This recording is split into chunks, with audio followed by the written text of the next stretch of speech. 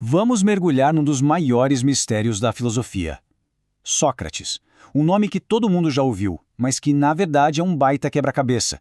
Pensa só, como é que a gente pode conhecer de verdade um pensador que não deixou uma única linha escrita? E é aqui que o enigma aperta. Como é que uma figura tão gigante que basicamente ajudou a moldar todo o pensamento ocidental não deixou nenhum registro próprio? Para responder isso, a gente precisa entrar numa investigação quase como se fôssemos detetives da história. Esse desafio todo tem até um nome oficial entre os estudiosos: o problema socrático. Quase tudo que a gente acha que sabe sobre o Sócrates, na verdade chegou até nós por meio de outras pessoas. E a nossa principal testemunha, a fonte mais rica de todas, é ninguém menos que seu aluno mais famoso, Platão.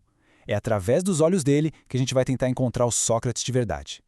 Ok, então se Platão é a nossa fonte principal, por onde a gente começa? Bom, a chave para isso está no jeito que a gente organiza os textos dele.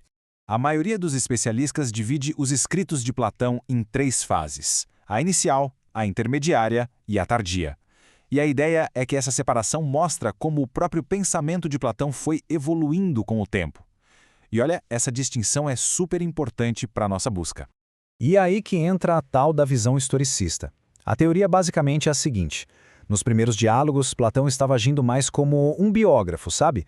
Tentando capturar a essência do seu mestre. É nesses textos mais antigos que a gente encontra as melhores pistas sobre o Sócrates histórico, o de carne e osso. E o que dá mais força ainda para essa teoria é que o próprio aluno de Platão, o Aristóteles, parecia concordar com isso. Ele fazia uma distinção clara entre as ideias de Sócrates e as de Platão, dando a entender que, para achar o Sócrates de verdade, a gente tem que olhar para esses primeiros diálogos. Isso faz com que textos como a Apologia e o Críton se tornem as nossas provas mais importantes. Então, beleza. Quando a gente foca nesses primeiros textos, um retrato bem específico de Sócrates começa a aparecer. Um retrato definido por uma coisa que ele fazia como ninguém: a arte de questionar. A jornada de Sócrates não começa por uma ambição pessoal, não. Começa com uma mensagem divina. O famoso oráculo de Delfos soltou que ninguém era mais sábio que ele. Sócrates, achando aquilo muito estranho, decidiu testar a afirmação. E foi aí que ele começou a sair por aí questionando todo mundo, vendo isso como sua verdadeira missão de vida.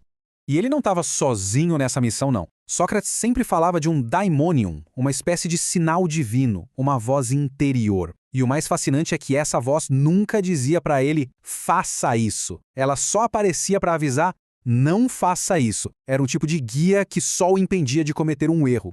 E isso nos leva direto para o seu famoso método, o elenchus. O lance aqui não era ensinar respostas prontas, mas sim fazer as perguntas certas. Com um bombardeio de perguntas, Sócrates fazia as pessoas caírem em contradição, mostrando que no fundo elas não sabiam tanto quanto achavam. O objetivo era revelar a ignorância e não impor uma sabedoria.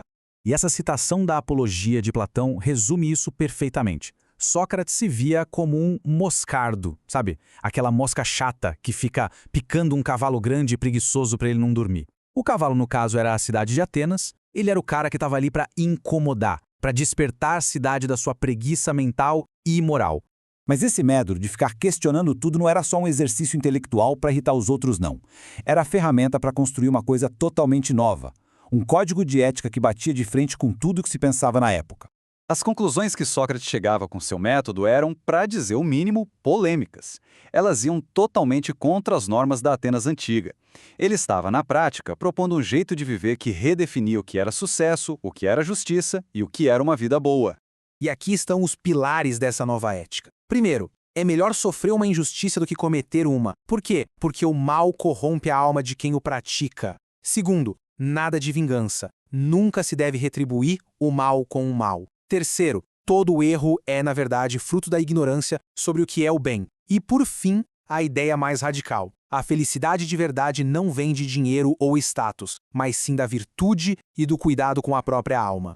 Cara, o contraste com o pensamento da época é gritante. A moral convencional dizia, ajude seus amigos e prejudique seus inimigos. Sócrates dizia, não, nunca prejudique ninguém. A sociedade valorizava a riqueza e poder. Sócrates valorizava a integridade da alma acima de qualquer outra coisa. Era uma virada de chave completa no que significava viver bem. Então, o que conecta o método de Sócrates com essa ética tão radical? Tudo isso se amarra numa chamada final poderosa para a gente agir.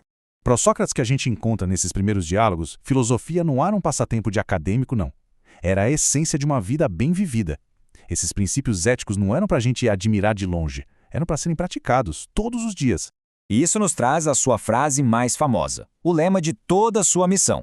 A vida não examinada não vale a pena ser vivida. Para Sócrates, viver sem questionar as próprias crenças, sem buscar a virtude, sem cuidar da alma, era como nem estar vivo de verdade.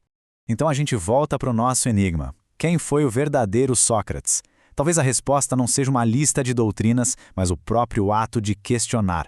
O legado dele não é exatamente o que ele sabia, mas o convite incansável para que cada um de nós examine a própria vida. E isso tudo joga a bola de volta para a gente, né? Em um mundo cheio de respostas fáceis, de distrações a todo momento, o que significa ter uma vida examinada hoje em dia? O desafio de Sócrates não ficou no passado, não. Talvez hoje ele seja mais urgente do que nunca.